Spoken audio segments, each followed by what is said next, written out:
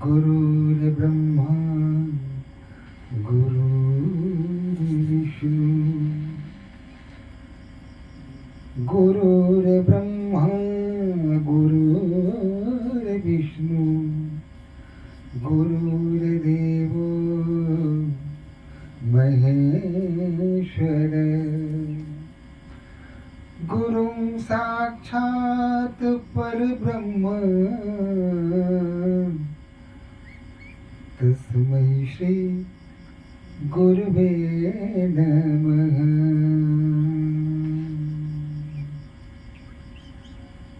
जय बावली सियापति रामचंद्र की जय। पवन सुत हनुमान की जय। उमापति महादेव की जय। जगत जननी अम्बे की जय। वृंदावन बिहारी लाल की जय। जय जय श्री सीताराम।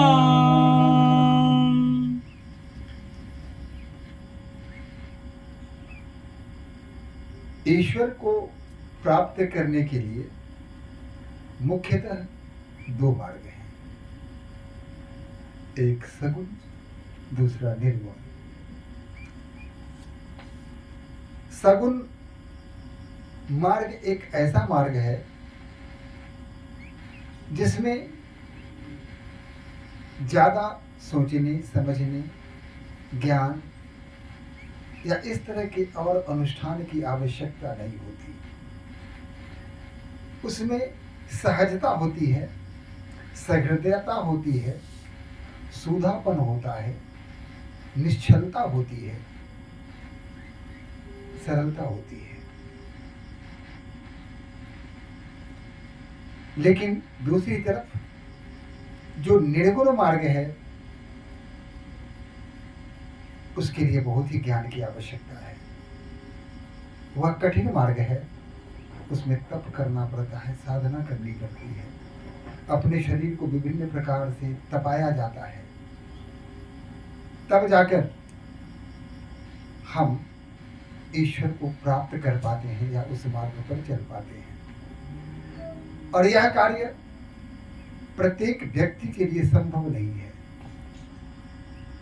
अतः भक्ति मार्ग ही सर्वश्रेष्ठ माना गया है और इस मार्ग का अनुसरण करके हम ईश्वर को सहज ही प्राप्त कर सकते हैं।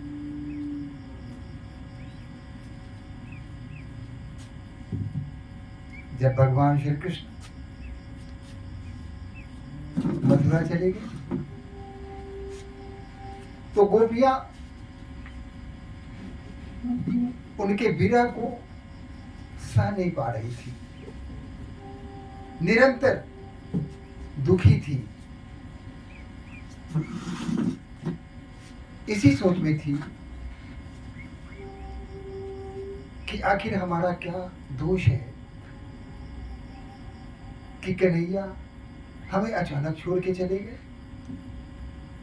न कुछ कहा, न कुछ सुना, न हमारी भावनाओं को समझने का प्रयास किया और निष्ठुर होकर चले गए।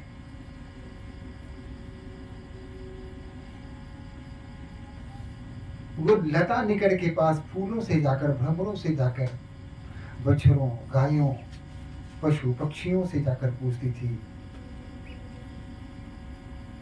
कि कन्हैया कब आएंगे। पक्षियों के द्वारा संदेश भेजा करती थी कि तुम जाओ, देखो ना, पता तो करो, तुम तो उड़ सकते हो, तुम तो जहां चाहो वहां पहुंच सकते हो, जाकर कन्हैया का पता करो ना और पूछ लो कि वो कब आएंगे। इतना तो कर सकते हो ना। विरह वेदना की पराकाष्ठा थी। सब कुछ मानो धूमिल हो चुका था। विश्व के प्रति जो पहले आसक्ति थी वह पूर्णतः विरक्ति में तब्दील हो चुकी थी, बदल चुकी थी। कृष्ण थे तो सब अच्छा लगता था। फूलों का मुस्कान, भंवरों का गुंजार, गायों का रंभाना, बछड़ों का उछल कूद करना। ये यमुना की कलकल बहती हुई धारा की मधुर ध्वनि को सुनना, कोकिल की आवाज हो, मोरों का नाच हो, प्रकृति के हर गतिविधि को बड़े ध्यान से सुना करती थी। उन्हें उससे रस मिलता था। आज जब कन्हैया नहीं है, आज वो जब जा चुके हैं, तो सब नीरस लग रहा है। विद्यापति, महाकवि विद्यापति ने बहुत ही अत्यंत सुंदर शब्द में कहा है, कानन भेल विषम सर रे, भूषण भेल भारी, सपने हूँ हरि नहीं आयल रे, गोकुल गिरधारी। ये जो माथे में तिलक लगाती थी, अब तिलक लगाती हूं तो भार स्वरूप प्रतीत होता है। पहले माथे में तिलक लगाती थी, दर्पण के सम्मुख जाकर खड़ी होती थी, अपनी छवि को देखकर प्रसन्न होती थी, मन में भाव आता था, कन्हैया देखेगा, प्रशंसा करेगा। लेकिन आज मैं जब माथे पर तिलक लगाने जाती हूं तो सोचती हूं कि आखिर देखेगा कौन, कौन मेरी प्रशंसा करेगा। भार स्वरूप लगता है वह तिलक, सिंदूर तक नहीं लगाती मैं। और ये जो गहने हैं, ये जो आभूषण हैं, भूषण भेल भारी, और ये जो आभूषण हैं, ये जब पहनती हूं तो भार स्वरूप प्रतीत होते हैं।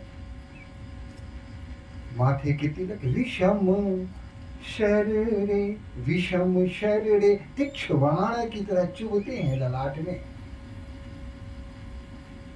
कानन भेल चानन भेल विषम शररे, ये जो चंदन है, ये जो तिलक है, ये दुखदाई तीर के समान चुभते हैं माथे में। भूषण भेल भारी, और ये जो आभूषण है, ये भार स्वरूप प्रतीत होते हैं। लगता है शरीर पर कुछ भार रखा हुआ हो। सपने को हरि नहीं आए ले, सपने में भी हरि आने का नहीं सोच रहे हैं। ये जो गोकुल है, जिन्होंने गिरधरी गिरी को अपनी उंगली पर उठा रखा था, वो परमेश्वर स्वप्न में भी नहीं आने का सोचते। जब उद्धव समझाने आते हैं गोपियों को कि किस चक्कर में पड़ी हो, किस माया में बंधी हो, अरे ये मोह है तुम्हारा, तुम कृष्ण कन्हैया कन्हैया पुकारती हो, इससे अच्छा है कि तुम उस परम ब्रह्म की उपासना करो। तुम जब इसमें आओगे, साधना करो, इसमें आओगे तो सच्चा सुख मिलेगा। भगवान तुम्हें दर्शन देंगे, उनकी प्राप्ति होगी। बार बार उन्होंने समझाया कि आओ और उस परम ब्रह्म की उपासना करो।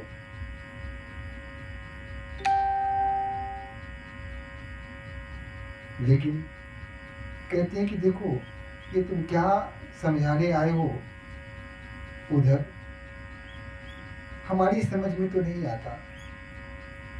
हम तो सहज रूप से कृष्ण को जानते हैं, कन्हैया को जानते हैं, जो माखन चुराया करता था, जो गलियों में घूमा करता था, जो मधुर मधुर बांसुरी बजाया करता था, जो हमारे साथ नाचा करता था, रासलीला किया करता था। हमारा मन तो उसके साथ चला गया। तुम जो कह रहे हो किसी और दिशा में अपने मन को ले जाने का, तो वो मैं कैसे कर सकती हूँ, हम कैसे कर सकती हैं, क्योंकि ऊधो मन नाई 10-20। कहा कि उधर मन तो एक ही है, और वह एक मन जो कन्हैया के साथ चला गया, अब वो दूसरा मन हम कहां से लाएं कि इस निर्गुण की ओर हम उसको लगा सके। अगर 10-20 मन होते तो चलो भैया, एक कन्हैया ले गया तो ले गया, बाकी जो 10-20 है उसमें से एक निर्गुण को भी दे देते हैं। लेकिन ऐसा तो कुछ है नहीं, एकमात्र ही मन है, और वह मन कन्हैया के साथ चला गया। अब दूसरा मन कहां से लाएं? यह तो संभव नहीं है। बार बार उद्धव निर्गुण उपासना की ओर उन्मुख करने का प्रयास करते रहे, और गोपियां बार बार एक दिए, उद्धव ये निर्गुण कौन है? निर्गुण कौन देश को वासी? ये कहाँ रहता है निर्गुण? ये देखने में कैसा है? क्या कन्हैया की तरह बांसुरी यूं भी बजाता है निर्गुण? क्या वो अभी मंद मंद मधु मधु मुस्काता है? क्या वो भी हमारे साथ रासलीला नचाएगा? क्या माखन चुराएगा? हमारे साथ उपहास करेगा?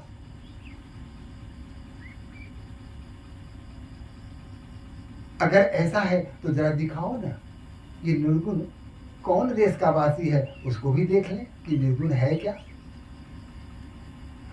तो भक्ति की भावना होती है जो हम प्रत्यक्ष देखते हैं, अनुभव करते हैं कि ईश्वर हमारे सामने साक्षात खड़े हैं, मूर्ति के रूप में उनको देखते हैं, वहां प्रार्थना करते हैं, उसमें हम ईश्वर का साक्षात दर्शन करते हैं, भावना में अपने ईश्वर को लाते हैं, अपने मस्तिष्क में, अपने हृदय में ईश्वर के प्रतिरूप को साफ साफ देख सकते हैं, उनसे हमारा संवाद होता है, हम बात करते हैं उनसे। लेकिन निर्गुण जिसका कोई रूप नहीं है, जिसका रंग नहीं है, जो निराकार है, जो दिखता ही नहीं है, उससे प्रेम कैसे होगा? प्रेम तो उसी से हो सकता है जो दिखता है। भगवान श्री कृष्ण दिखते हैं, वो प्रत्यक्ष सामने मुस्काते हैं, मंद मंद बांसुरी बजाते हैं, गाना गाते हैं, नृत्य करते हैं, दुख सुख के साथी हो बनते हैं। तो जिसे देखेंगे प्रेम तो उसी से किया जा सकता है ना। एक अदृश्य के प्रति प्रेम कैसे उत्पन्न हो सकता है मन में, ये तो हमारी समझ में नहीं आती है। उधर जो आए थे भक्ति मार्ग समझाने, स्वयं जब लौटते हैं तो जाते ही भगवान श्री कृष्ण पर बरस जाते हैं कि हद हो गई, आप ही विचित्र आदमी हैं, बताइए कैसे हैं आप? अरे आपकी स्मृति में गोपियां दिन रात चिल्लाती रहती हैं, कृष्ण कृष्ण श्याम श्याम करती रहती हैं, न खाती हैं न पीती हैं, सारे काम से बिल्कुल अलग हो गई हैं, सांसारिक कार्यों से बिल्कुल विमुख हो गई हैं, और आप यहाँ मुस्कुरा रहे हैं? आपको थोड़ी भी चिंता है कि आपके अभाव में वहां गोपियां कितनी उतावली हो रही हैं? भगवान श्री कृष्ण शांत हो जाते हैं और तब कहते हैं, ऊधो ऊधो मन नाही 10-20। यह गोपियां ठीक कह रही हैं, मन 10-20 नहीं होता है, किसी भी मनुष्य के पास एक ही मन होता है। लेकिन एक बात है, मैं ब्रज को भूल नहीं पा रहा हूं। ऊधो मोहि ब्रज बिसरत नाही। मैं भी ब्रज को नहीं भूल पा रहा हूँ। ऊधो, आप क्या समझते हैं कि मैं भूल गया हूँ? नहीं, विस्मृति कभी हो ही नहीं सकती है। भगवान अपने भक्त को भला कैसे भूल सकते हैं? लेकिन कर्म करने के लिए मैं यहां आया हूं। मेरा जन्म ही कर्म करने के लिए हुआ है। पापियों का, दुष्टों का संहार करना मेरा कर्तव्य है। वह पण, वह अवस्था अब समाप्त हो चुकी है जिसमें मैं यह सब किया करता था। अब दूसरा चैप्टर, दूसरा अध्याय प्रारंभ हो गया है और अब कर्तव्य के पथ पर हमें आगे बढ़ना है। वो नहीं कर सकते। भक्ति तो भक्ति है, वो तो हृदय में रहती है। तो यही है कि हृदय में अगर भक्ति का भाव हो, ईश्वर के प्रति समर्पण का भाव हो, तो मनुष्य सहज ही ईश्वर को प्राप्त कर लेता है। लेकिन एक बात है कि जब तक आप पूरी तरह सरल नहीं हो जाते, बच्चों की तरह निर्दोष नहीं हो जाते, तब तक ईश्वर की प्राप्ति संभव नहीं है। आप जब पूरी तरह शिशु बन जाते हैं, एक बालक किसी को नहीं जानता, मां को भी ठीक से नहीं देखता है वो, लेकिन फिर भी मां के बिना वह एक पल भी जी नहीं सकता। पूरी तरह मां पर आश्रित रहता है वह बालक। उसी प्रकार जब भक्त संपूर्ण रूप से ईश्वर पर आश्रित हो जाएगा, समर्पित हो जाएगा, तभी ईश्वर की प्राप्ति होगी। उस बालक जैसी अवस्था जब मनुष्य की हो जाती है, तभी ईश्वर की प्राप्ति होती है। अगर आप सहज नहीं होंगे, सरल नहीं होंगे, सीधे नहीं होंगे, आप सयानापन दिखाएंगे, तो ऐसी स्थिति में ईश्वर की प्राप्ति कभी संभव नहीं है। तो आइए एक बार भगवान का नाम लेते हैं, फिर कल कथा को आगे ले चलेंगे। तब तक गोविंद बोलो हरि गोपाल बोलो, गोविंद बोलो हरि गोपाल बोलो, राधा रमण हरि गोविंद बोलो, राधा रमण हरि गोविंद बोलो, गोविंद बोलो हरि गोपाल बोलो, गोविंद बोलो हरि गोपाल बोलो, गोविंद बोलो हरि गोपाल बोलो, गोविंद बोलो हरि गोपाल बोलो, गोपाल बोलो, गोविंद बोलो हरि गोपाल बोलो, गोविंद बोलो हरि गोपाल बोलो, गोविंद बोलो हरि गोपाल बोलो। ये भक्त कहाँ चले गए? भक्त की प्रतीक्षा है।